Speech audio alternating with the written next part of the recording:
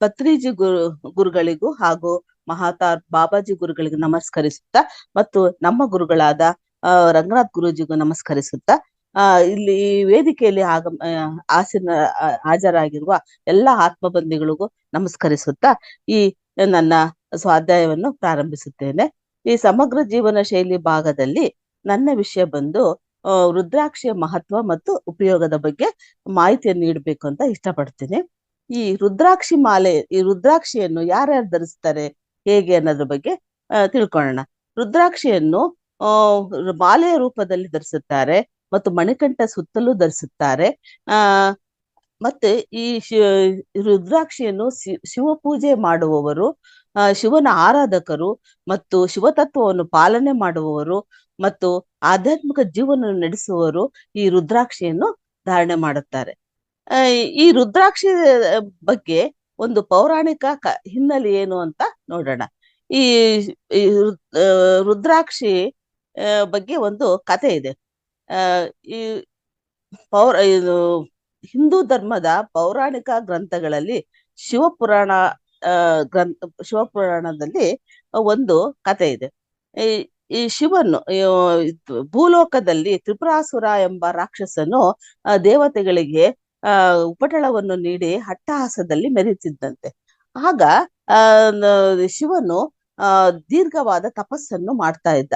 ಆ ತಪಸ್ಸನ್ನು ಮಾಡ್ತಿರ್ಬೇಕಾದ್ರೆ ಅವನು ಕಣ್ಣನ್ನು ಬಿಟ್ಟಾಗ ಜಗತ್ತಿನ ಕಷ್ಟವನ್ನು ನೋಡಿ ಕಣ್ಣೀರು ಅವನ ಕಣ್ಣಿನಿಂದ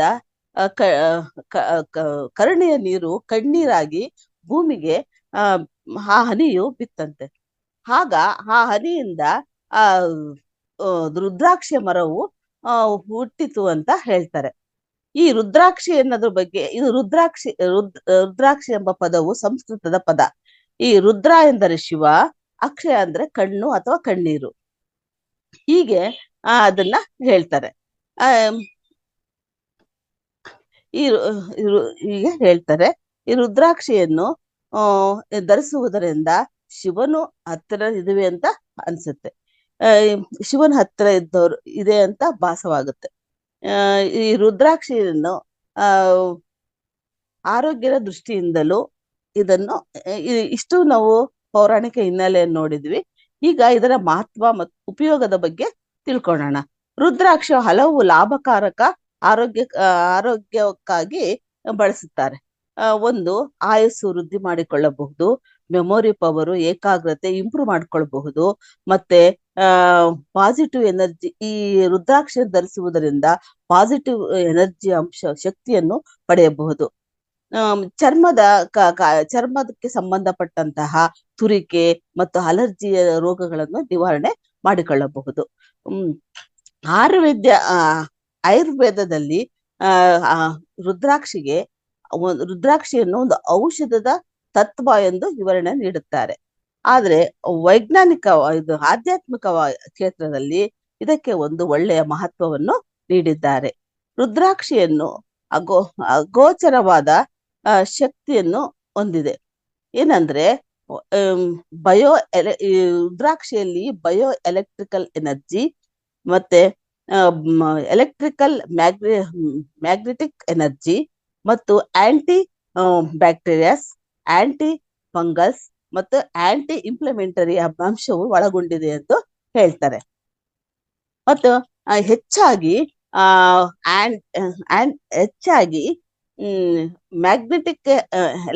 ಮ್ಯಾಗ್ನೆಟಿಕ್ ಎನರ್ಜಿಯು ಹೆಚ್ಚಿನ ಅಂಶ ಇದೆ ಅಂತ ಹೇಳ್ತಾರೆ. ರುದ್ರಾಕ್ಷಿಯನ್ನು ವೈಜ್ಞಾನಿಕವಾಗಿಯೂ ಮತ್ತು ತುಂಬಾ ಅಂಶವನ್ನು ಒಳಗೊಂಡಿದೆ. ಮತ್ತು ಆಧ್ಯಾತ್ಮಿಕವಾಗಿಯೂ ಸಹ ಅಗೋಚರವಾದ ಶಕ್ತಿಯು ಇದು ಹೊಂದಿದೆ. ಈ ರುದ್ರಾಕ್ಷಿಯನ್ನು ಯಾವ ರೀತಿ ಬಳಸಬೇಕು ಅನ್ನೋದ್ರ ಬಗ್ಗೆ ಕೆಲವೊಬ್ರು ಉಲ್ಲೇಖನವನ್ನು ನೀಡಿದ್ದಾರೆ. ಈ ರುದ್ರಾಕ್ಷಿಯನ್ನು 2-3 ರುದ್ರಾಕ್ಷಿಯನ್ನು ನೀರಿನಲ್ಲಿ ರಾತ್ರಿ ನೆನೆಸಿಬಿಟ್ಟು ಬೆಳಿಗ್ಗೆ ಆ ನೀರನ್ನು ಮಕ್ಕಳಿಗೆ ಕುಡಿಸುವುದರಿಂದ ಮಕ್ಕಳಲ್ಲಿ ಜ್ಞಾಪಕ ಶಕ್ತಿ ಮತ್ತು ಏಕಾಗ್ರತೆಯು ವೃದ್ಧಿಯಾಗುತ್ತದೆ ಎಂದು ಹೇಳ್ತಾರೆ. ಮತ್ತೆ ಈ ರುದ್ರಾಕ್ಷಿಯನ್ನು ಪುಡಿ ಮಾಡಿಕೊಂಡು ಅಥವಾ ಚೂರ್ಣದಿಂದ ಒಂದು 2-3 ಗ್ಲಾಸಿನ ನೀರಿನಲ್ಲಿ ಕಷಾಯವನ್ನು ಮಾಡಿ 3 ಗ್ಲಾಸ್ ನೀರನ್ನು 1 ಗ್ಲಾಸ್ ನೀರಿಗೆ ಈ ಪುಡಿಯನ್ನು ಹಾಕಿ ಕುದಿಸಿ ಕಷಾಯವನ್ನು ಮಾಡುವುದರಿಂದ ಈ ಕಷಾಯ ಸೇವನೆಯಿಂದ ಆ ಈ ಕಷಾಯ ಸೇವನೆಯಿಂದ ಚರ್ಮ ರೋಗ, ಅಲರ್ಜಿಗಳು ಮತ್ತೆ ತುರಿಕೆಗಳು ನಿವಾರಣೆ ಆಗುತ್ತದೆ ಅಂತ ಹೇಳ್ತಾರೆ. ಮತ್ತೆ ಮೇಲ್ಭಾಗದಲ್ಲಿ ಹರಳೆಕಾಯಿಗೆ ನಿಂಬೆಹಣ್ಣು ರಸವನ್ನು ಹಾಕಿ ಲೇಪನ ಮಾಡುವುದರಿಂದ ಶೀಘ್ರವಾಗಿ ಗುಣಮುಖವಾಗುತ್ತೆ ಅಂತ ಹೇಳ್ತಾರೆ. ಮತ್ತೆ ಈ ಕಷಾಯವನ್ನು ಕುಡಿಯುವುದರಿಂದ ಮಕ್ಕಳಿಗೆ ಒಂದು ಮೆಮೊರಿ ಟಾನಿಕ್ ಆಗಿ ಇದು ಕೆಲಸವನ್ನ ಮಾಡುತ್ತದೆ. ವಾತ ಪ್ರಕೃತಿ ಇರುವವರು ಈ ಕಷಾಯವನ್ನು ಕುಡಿಯುವುದರಿಂದ ಮತ್ತೆ ಮೂಳೆಗೆ ಸಂಬಂಧಿಸಿದ ಜಾಯಿಂಟ್ ಪೇನು ನಿವಾರಣೆ ಆಗುತ್ತದೆ ಎಂದು ಹೇಳ್ತಾರೆ. ಹೀಗೆ ಕಷಾಯ ರೂಪದಲ್ಲಿ ಹಲವಾರು ಪ್ರಯೋಜನವನ್ನು ನಾವು ಪಡೆಯಬಹುದು ಅಂತ ಹೇಳ್ತಾರೆ. ಮತ್ತೆ ಇನ್ನು ನಾವು ಮೈ ಮೇಲೆ ರುದ್ರಾಕ್ಷಿ ಧಾರಣೆ ಮಾಡುವುದರಿಂದ ಏನ್ ಲಾಭ ಅಂತಂದ್ರೆ, ಈ ರುದ್ರಾಕ್ಷಿ ಧಾರಣೆ ಮಾಡಿ ಸ್ನಾನ ಮಾಡುವುದರಿಂದ ನೀರು ಮೈಗೆ ಬಿದ್ದಾಗ ಅದು ಚರ್ಮದ ಕಾಯಿಲೆಗಳನ್ನು ನಿವಾರಣೆ ಮಾಡುತ್ತದೆ ಅಂತ ಹೇಳ್ತಾರೆ. ಮತ್ತೆ ರುದ್ರಾಕ್ಷಿಯನ್ನು ಎದೆಯ ಭಾಗದಲ್ಲಿ ಧರಿಸುವುದರಿಂದ ಎದೆಗೆ ಸಂಬಂಧಿಸಿದ ಕಾಯಿಲೆಗಳು ಬರುವುದನ್ನು ತಡೆಗಟ್ಟುತ್ತದೆ ಅಂತ ಹೇಳ್ತಾರೆ. ಈ ರುದ್ರಾಕ್ಷಿಯಿಂದ ಇಷ್ಟೆಲ್ಲ ಪ್ರಯೋಜನ ಇದೆ ಅಂತ ಹೇಳ್ತಾರೆ. ಮತ್ತೆ ಇದು ನಮ್ಮ ಶರೀರವು ಪಂಚಭೂತಗಳಿಂದ ನಿರ್ಮಿತವಾಗಿದೆ ಅಂತ ಹೇಳ್ತಾರೆ. ಪಂಚಭೂತಗಳಿಂದ ನಿರ್ಮಿತವಾಗಿದೆ. ಭೂಮಿ, ನೀರು, ಅಗ್ನಿ, ವಾಯು, ಆಕಾಶ, ಸೂರ್ಯ, ಚಂದ್ರ ಮತ್ತು ಆತ್ಮ, ಹೀಗೆ 8 ತತ್ವಗಳನ್ನು ಒಳಗೊಂಡು ಶರೀರ ನಿರ್ಮಿತವಾಗಿದೆ ಅಂತ ಹೇಳ್ತಾರೆ. ಅದರಲ್ಲಿ ರುದ್ರಾಕ್ಷಿಯು ಅಗ್ನಿ ತತ್ವವನ್ನು ಹೊಂದಿದೆ ಅಂತ ಹೇಳ್ತಾರೆ. ಹೀಗೆ ಅಗ್ನಿ ತತ್ವವನ್ನು ಹೊಂದಿದ ರುದ್ರಾಕ್ಷಿಯಿಂದ ಅರಿವಿನ ಕಣ್ಣು ಜಾಗೃತವಾಗುತ್ತದೆ. ಅರಿವಿನ ಕಣ್ಣು ಜಾಗೃತವಾಗೋದ್ರಿಂದ ಅದಕ್ಕೆ ಜ್ಞಾನಚಕ್ಷು ಮತ್ತು ಸುಜ್ಞಾನ ಚಕ್ಷು ಎಂದು ಕರೆಯುತ್ತಾರೆ. ಮತ್ತು ಈ ಆಧ್ಯಾತ್ಮಿಕ ತತ್ವವನ್ನು ರುದ್ರಾಕ್ಷಿಗೆ ಕೊಡುತ್ತಾರೆ. ರುದ್ರಾಕ್ಷಿ ಎನ್ನುವುದು ಮನುಷ್ಯನ ಜೀವನದಲ್ಲಿ ಒಂದು ಪಾಸಿಟಿವ್ ವೈಬ್ರೇಷನ್ ತರುವಂತಹ ಅದ್ಭುತವಾದ ಶಕ್ತಿ ಇದರಲ್ಲಿದೆ. ಇದನ್ನು ನಮ್ಮ ಈ ಮೆಡಿಕಲ್ ಫೀಲ್ಡ್ ಅಲ್ಲಿ ಮೈಕ್ರೋಸ್ಕೋಪ್ಗಳಿಂದ ಮತ್ತು ಇನ್ನಿತರ ಸಾಧನಗಳಿಂದ ಈ ಶಕ್ತಿಯನ್ನು ಅಳೆಯಲು, ಅಗೋಚರ ಶಕ್ತಿಯನ್ನು ಅಳೆಯಲು ಸಾಧ್ಯವಿಲ್ಲ. ಈ ಗೋಚರವಾದ ಯಂತ್ರಗಳಲ್ಲಿ ವೈಜ್ಞಾನಿಕವಾದ ಈ ಅಂಶಗಳನ್ನು ಅಳೆಯಲು ಸಾಧ್ಯವಿಲ್ಲ. ಇದನ್ನು ಆಧ್ಯಾತ್ಮಿಕ ಸಾಧಕರು ಮಾತ್ರ ಈ ಅಗೋಚರ ಶಕ್ತಿಯನ್ನು ಅಳೆಯಲು ಮಾತ್ರ ಸಾಧ್ಯ ಅಂತ ಹೇಳ್ತಾರೆ. ಈ ರುದ್ರಾಕ್ಷಿಯನ್ನು ಧಾರಣೆ ಮಾಡುವುದರಿಂದ, ಸ್ಥೂಲ ಕಾಯದ ಮೇಲೆ ಇದನ್ನು ಧಾರಣೆ ಮಾಡುವುದರಿಂದ ನಮ್ಮ ಸೂಕ್ಷ್ಮ ಶರೀರ ಆಕ್ಟಿವೇಟ್ ಆಗುತ್ತದೆ. ಇದು ಪಾಸಿಟಿವ್ ಎನರ್ಜಿ ಹರಿದಾಗ ಸೂಕ್ಷ್ಮ ಶರೀರ ಆಕ್ಟಿವ್ ಆಗಿ ಕ್ರಿಯಾಶೀಲವಾಗುತ್ತಂತೆ.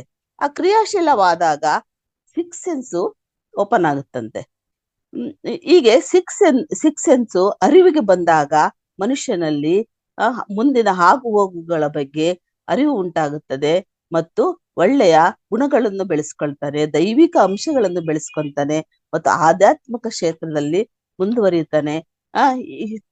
ಹೀಗೆ ಸೂಕ್ಷ್ಮ ಶರೀರವು ಆಕ್ಟಿವ್ ಆಗೋದ್ರಿಂದ, ಕ್ರಿಯಾಶೀಲವಾಗುವುದರಿಂದ ಅದು ಆಹಾರವನ್ನು, ನಮ್ಮ ಹ್ಯೂಮನ್ ಆಹಾರ ಹೆಚ್ಚು ವಿಕಸನ ಹೊಂದುತ್ತಂತೆ, ಹೆಚ್ಚು ಪ್ರಮಾಣದಲ್ಲಿ ವಿಕಸನವನ್ನು ಹೊಂದುತ್ತಂತೆ. ಹೀಗೆ ರುದ್ರಾಕ್ಷಿ ಧರಿಸುವುದರಿಂದ ತುಂಬಾ ಲಾಭವಿದೆ ಅಂತ ಹೇಳ್ತಾರೆ.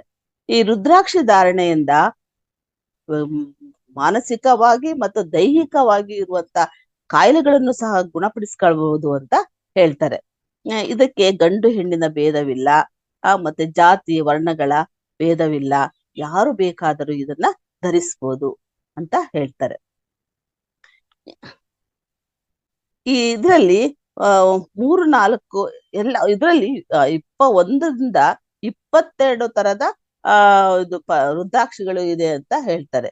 ಅದರಲ್ಲಿ ಪ್ರಮುಖವಾಗಿ ಒಂದು ಮುಖದ ರುದ್ರಾಕ್ಷಿ, 5 ಮುಖದ ರುದ್ರಾಕ್ಷಿ, 10 ಮುಖದ ರುದ್ರಾಕ್ಷಿ, 9 ಮುಖದ ರುದ್ರಾಕ್ಷಿಗಳನ್ನ ಹೆಚ್ಚಾಗಿ ಧರಿಸುತ್ತಾರಂತೆ. ಈ ಇತ್ತೀಚಿನ ಸನ್ನಿವೇಶದಲ್ಲಿ ಒರಿಜಿನಲ್ ರುದ್ರಾಕ್ಷಿಗಳದ್ದು ಸಿಗುವುದು ಕಡಿಮೆ. ಕೆಲವರು ಪ್ಲಾಸ್ಟಿಕ್ ರೂಪದಲ್ಲಿ ಮತ್ತು ರುದ್ರಾಕ್ಷಿಯನ್ನ ತಯಾರು ಮಾಡ್ಬಿಟ್ಟು ಫೇಕ್ ಆಗಿನೂ ಸಹ ಅದನ್ನ ವ್ಯಾಪಾರ ಮಾಡ್ತಾ ಇದಾರಂತೆ.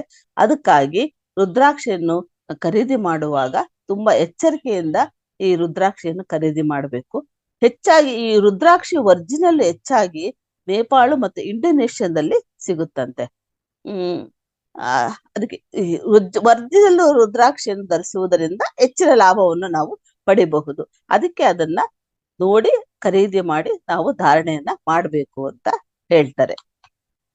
ಒಂದು ಮುಖದ ರುದ್ರಾಕ್ಷಿಯನ್ನು ಧರಿಸುವುದರಿಂದ ಎಷ್ಟು ಪ್ರಯೋಜನ ಇದೆ ಅಂತಂದ್ರೆ ಅದು ನಮ್ ಮೋಕ್ಷಕ್ಕೆ ದಾರಿಯನ್ನು ಮಾಡಿಕೊಡುತ್ತದೆ. ಆಧ್ಯಾತ್ಮಿಕ ಕ್ಷೇತ್ರದಲ್ಲಿ ಮೋಕ್ಷಕ್ಕೆ ದಾರಿಯನ್ನು ಮಾಡಿಕೊಡುತ್ತದೆ. ಆ ಒಂದು ಮುಖ ರುದ್ರಾಕ್ಷಿಯನ್ನು ಅದು ತುಂಬಾ ವಿರಳ ಅಂತೆ ಸಿಗೋದು. ಅದು ತುಂಬಾ ಬೆಲೆ ಬಾಳುತ್ತಂತೆ. ಅದು ಎಲ್ಲರೂ ತಗೊಳಕ್ ಆಗಲ್ಲ, ಕೆಲವೊಬ್ರು ಮಾತ್ರ ಅದನ್ನ ಖರೀದಿ ಮಾಡ್ತಾರಂತೆ. ತುಂಬಾ ಬೆಲೆ ಬಾಳೋದ್ರಿಂದ ಅದು ಕಿತ್ತಲೆ ಹಣ್ಣು ರೂಪದಲ್ಲಿ ಇರುತ್ತಂತೆ. ಅದು ಈ ತರ ಆಕಾರದಲ್ಲಿ ಇರುತ್ತಂತೆ. ಚಂದ್ರನ ಆಕಾರದಲ್ಲಿ ಇರುತ್ತಂತೆ. ಅದು ಅದನ್ನ ದಾರದಲ್ಲಿ ಅಥವಾ ಧರಿಸಬಾರ್ದಂತೆ. ಅದನ್ನ ಬೆಳ್ಳಿ ಅಥವಾ ಬಂಗಾರದ ಚೈನ್ ನಲ್ಲಿ ಅದನ್ನ ಧರಿಸ್ಬೇಕಂತ. ಅದು ತುಂಬಾ ಒಳ್ಳೇದಂತದ್ದು. ಅದನ್ನು ಧರಿಸುವಾಗ ತುಂಬಾ ಕಟ್ಟುನಿಟ್ಟಿನ ಪಾಲನೆಯನ್ನು ಮಾಡ್ಬೇಕಂತೆ. ಅದಕ್ಕೆ ಪೂಜೆ ಮಾಡ್ಬೇಕಂತೆ, ಆಮೇಲೆ ಪ್ರಸಾದ ಮಾಡ್ಬೇಕಂತೆ. ಮತ್ತು ಇದು ಧೂಮಪಾನ, ಕೆಟ್ಟ ಅಭ್ಯಾಸಗಳನ್ನು ಮಾಡಬಾರ್ದಂತೆ. ಹೀಗೆ ಅದನ್ನ ಕಟ್ಟುನಿಟ್ಟಾಗಿ ಪಾಲನೆ ಮಾಡೋದ್ರಿಂದ ತುಂಬಾ ಪ್ರಯೋಜನವನ್ನ ಪಡಿಬಹುದಂತೆ. ಒಂದು ಮುಖದ ರುದ್ರಾಕ್ಷಿಯನ್ನು ಧರಿಸುವುದರಿಂದ ಇಷ್ಟೆಲ್ಲ ಪಾಲನೆಯನ್ನ ಮಾಡ್ಬೇಕಂತೆ. ಅದೇ ಪಂಚಮುಖಿ ರುದ್ರಾಕ್ಷಿಯನ್ನು ಧರಿಸುವುದರಿಂದ ಇದು ಪಿತೃದೋಷವನ್ನು ನಿವಾರಣೆ ಆಗುತ್ತಂತೆ. ಪಿತೃದೋಷ ಬರೋದಿಲ್ಲಂತೆ ಅದನ್ನ ಧರಿಸೋದ್ರಿಂದ. ಮತ್ತೆ ಅದು ಮೋಕ್ಷಕ್ಕೆ ದಾರಿ ಮಾಡಿಕೊಡುತ್ತೆ.